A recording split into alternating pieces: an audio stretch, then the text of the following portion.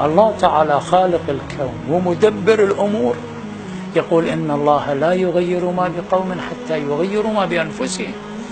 المسألة تبدأ من إرادتك أنت، إرادتك محترمة وقرارك مصيري، أنت الذي تقرر مستقبلك وبإرادتك تصنع مستقبلك. أنت إن تريد مستقبلا صحيحا وسعيدا وسليما اصنعه أنت بيدك. لاحظ احترام إرادة الإنسان وحريته في اختيار مصيره وتقرير مصيره، بحيث جعل هو المحور للتغيير. إن الله لا يغير ما بقوم حتى يغيروا ما بأنفسهم.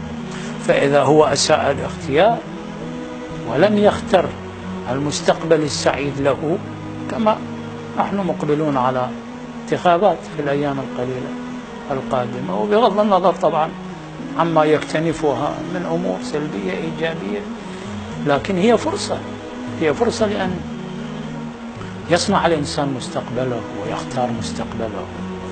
فإذا الإنسان المواطن أساء الاختيار واختار ناسا غير صالحين ومكنهم من الأمور وسلطهم على نفسه، هل له أن يلوم في المستقبل ويقول أن الحكومة كذا والسلطة كذا ولم يقدموا كذا ولم ينفعوا كذا؟ أنت الذي اخترت ذلك، كان بيدك التغيير وبيدك الاختيار، فأحسن الاختيار حتى تكون النتيجة حسنة لصالحك.